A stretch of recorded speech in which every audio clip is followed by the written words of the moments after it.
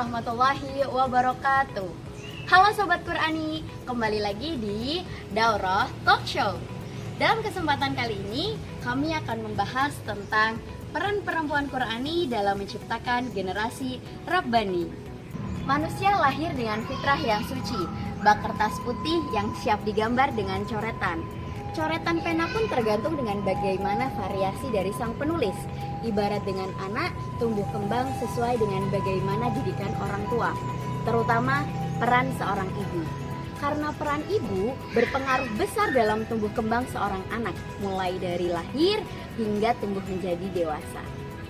Berdasarkan hadis riwayat Baihaqi, sebaik-baik perempuan muslimah surga ialah Khadijah, Fatimah, Maryam, dan Asia.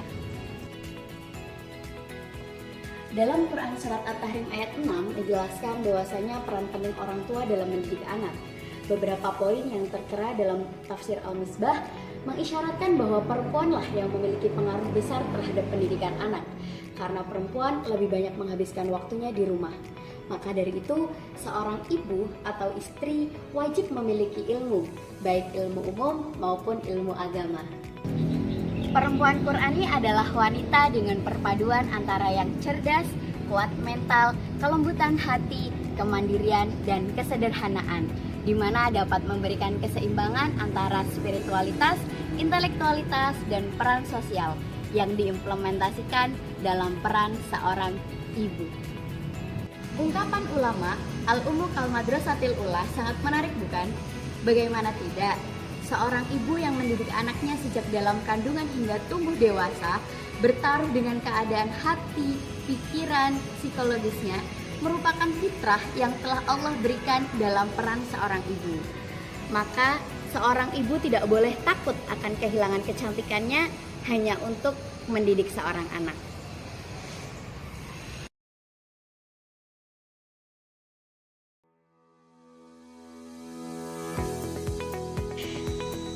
Direktorat Pendidikan Anak Usia Dini, Kementerian Pendidikan Dasar dan Menengah bersama Southeast Asian Minister of Education Organization Regional Center for Early Childhood Care Education and Parenting mengeluarkan kebijakan berupa modul PAUD HI yang bernama Gerakan Membimbing Anak Bersiap ke Sekolah atau biasa disebut dengan modul Gembira.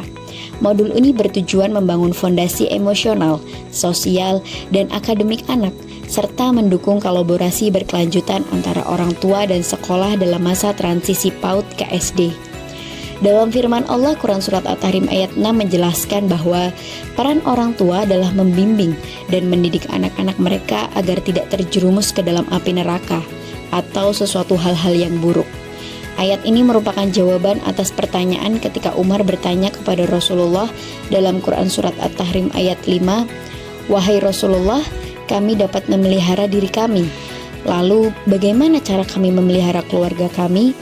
Lalu turunlah ayat ke-6 sebagai jawaban dari pertanyaan tersebut dengan berbagai makna perspektif.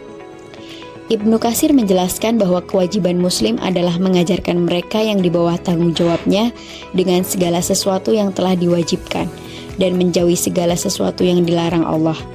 Tak jauh dalam hal itu, penafsiran Jalalain memerintahkan mereka untuk mengajarkan kepada keluarganya agar taat dan patuh terhadap apa yang telah diperintahkan kepada Allah.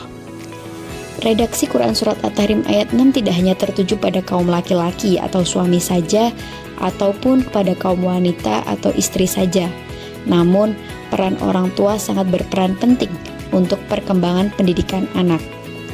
Dalam Al-Quran, perempuan diakui sebagai pribadi yang mandiri dan tidak bergantung pada sosok laki-laki. Seseorang yang memiliki kesempurnaan iman dan akhlak, serta kecerdasan dan kekuatan mental. Agama Islam juga mengakui perempuan memiliki kelembutan dan kasih sayang, serta pengorbanan yang besar dalam mengandung dan menyusui anaknya selama 2 tahun. Perempuan adalah tiang peradaban. Dari rahimnya lahir generasi yang akan membangun masa depan. Dalam Islam, perempuan memiliki peran istimewa sebagai madrasah pertama bagi anak-anaknya. Seorang perempuan Qur'ani, yaitu perempuan yang menjadikan Al-Quran sebagai pedoman hidupnya, memiliki tugas mulia dalam menciptakan generasi Rabbani, generasi yang beriman, berilmu, dan beramal soleh. Seorang perempuan Qur'ani tidak hanya memahami ayat-ayat Allah secara tekstual, tapi juga mengamalkannya dalam kehidupan sehari-hari. Ia menanamkan tauhid dalam hati anak-anaknya, membimbing mereka dengan akhlak mulia, serta mendidik mereka agar mencintai ilmu dan berpegang teguh pada nilai-nilai Islam. Dengan keteladanan, ia mengajarkan kesabaran, keikhlasan, dan keteguhan dalam menghadapi ujian hidup. Generasi Rabbani yang lahir dari didikan seorang ibu Qur'ani adalah generasi yang senantiasa menjadikan Allah sebagai tujuan hidup. Mereka tumbuh dalam keimanan yang kokoh, memiliki akhlak yang luhur, dan berkontribusi bagi umat serta peradaban.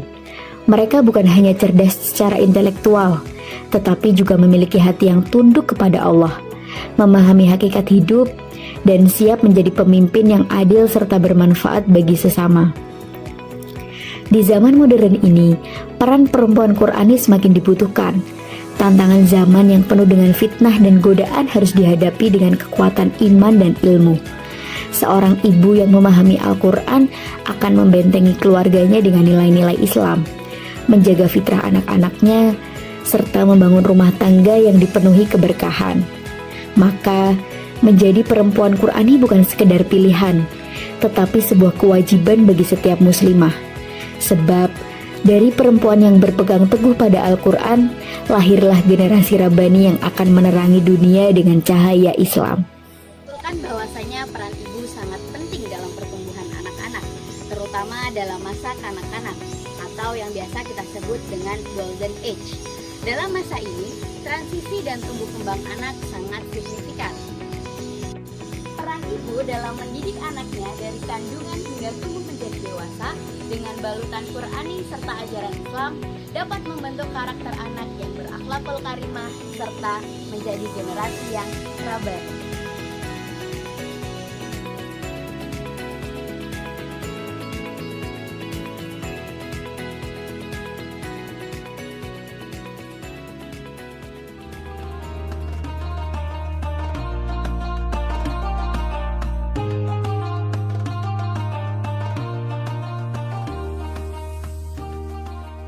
Baik, Assalamualaikum warahmatullahi wabarakatuh.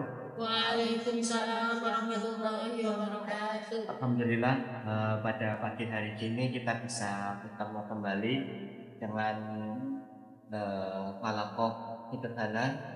Pada kesempatan kali ini kita akan sama-sama mendengarkan pemateri mengenai kesetaraan gender. Pasti teman-teman sudah mengetahui apa itu kesetaraan gender dan juga sekarang itu sudah banyak yang menggaungkan kesetaraan gender. Kali ini kita akan bersama-sama belajar bersama ada pemateri yaitu dari Ustadz Khalid. Seperti itu, untuk mempersingkat waktu kita langsung saja ke materinya.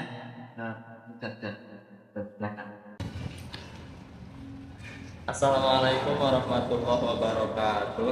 Waalaikumsalam warahmatullahi wabarakatuh. Bismillahirrahmanirrahim. Alhamdulillahirabbil alamin. Wassalatu wassalamu ala asyrofil anbiya wal mursalin sayyidina Muhammadin wa ala alihi wa sahbihi ajmain amma ba'd.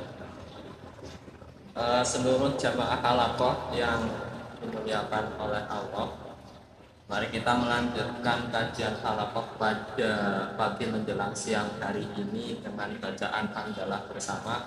Alhamdulillahirabbil alamin. Pada kesempatan kali ini kita akan membahas mengenai Quran surat An-Nisa ayat 1 ya Ibu-ibu.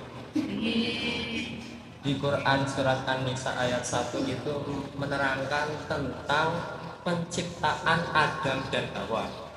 Adam dan Hawa. Ada yang hafal? Tidak, ya tentunya. Oke.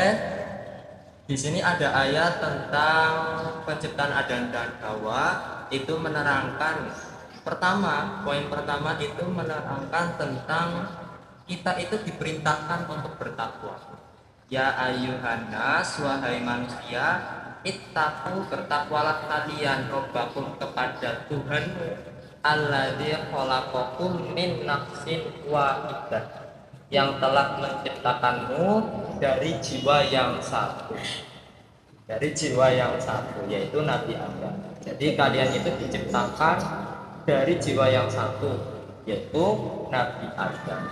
Wa minha wa khalaqa minha zaujaha, dan menciptakan pasangannya dari nafsin wahidah, seperti itu. Wa batta minhuma rijalan katsiran wa nisaa, dan dari keduanya diperkembangbiakan laki-laki dan perempuan. Nah, oleh ulama tafsir zaman dulu dikata alladzi khalaqakum min nafsin wahidah itu menjadi perbincangan yang sangat serius, apalagi mufasir zaman sekarang.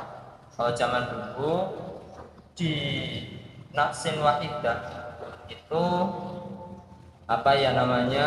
penciptaan Adam itu dari Allah langsung, terus pasangannya itu diciptakan dari Adam. Nah, oleh mufasir zaman sekarang itu diperbincangkan, loh, kok Hawa diciptakan dari Adam, berarti gimana? Berarti kan ini memunculkan patriarkial, kayak laki-laki tuh derajatnya lebih tinggi daripada perempuan, kayak gitu. Mudeng ya. Tanya ya Ustaz, di sini saya mau nanya tentang di zaman sekarang itu kan perempuan itu sering dijadiin kayak sumber dosa gitu loh. Kadang kayak semisal banyak pelecehan seksual tapi yang disalahin perempuannya kayak gitu. Kayak gitu gimana solusinya, cara menanggulanginya gimana? Seperti itu Ustaz. Terima kasih. Nah, untuk menanggulangi permasalahan seperti itu perlu adanya penekanan. Yang pertama pada perempuannya, kedua pada laki-lakinya. Nah, ini dari keduanya kita perlu ada peningkatan iman dan takwa, iman kepada Allah. Selama iman masih ada di dalam diri kita, baik itu perempuan atau laki-laki, dimanapun kita berada, entah itu di lingkungan yang agamis ataupun di luar itu, kita akan tetap menjaga pandangan kita, entah itu dari si perempuannya atau laki-lakinya. Nah, dari laki-lakinya, satu, kamu ini emang ya kalau fitrahnya laki-laki ini pasti kalau melihat perempuan kayak ada hasrat. Nah, dari si perempuannya juga perlu adanya ini garis bawah. Yang pertama, kalian ini udah jadi bahan lah ya, kalau ditafsirin secara umum, jadi bahan bagi laki-laki. Nah, kayak gitu kalian juga perlu adanya perlindungan diri. Satu, peningkatan iman kayak halaqah pada pagi ini. Kedua, kalian juga perlu adanya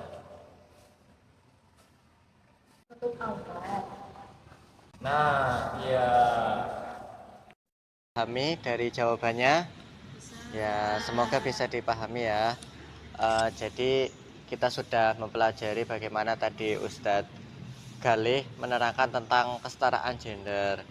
Perempuan itu bukan hanya di dapur, sumur, dan juga kasur, tetapi perempuan itu bisa menjadi pemimpin dan bisa melanjutkan karir. Seperti yang dijelaskan tadi bahwasanya banyak sekali tokoh perempuan yang menggagas tentang kesetaraan gender, seperti itu. Mungkin halaqah pada kali ini kami cukupkan, kurang lebihnya mohon maaf. Assalamualaikum warahmatullahi wabarakatuh. Waalaikumsalam warahmatullahi wabarakatuh.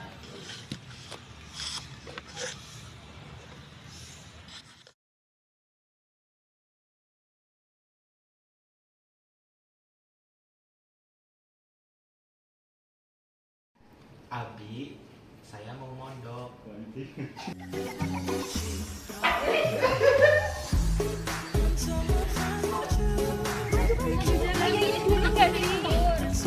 Yang lain gitu.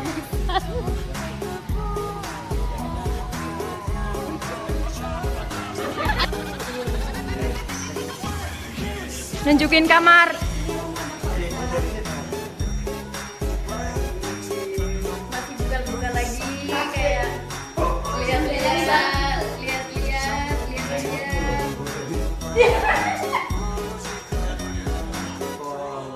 Yang mana di Quran surat An-Nisa sendiri itu ada wataku apa gitu. Jadi kok Assalamualaikum warahmatullahi wabarakatuh.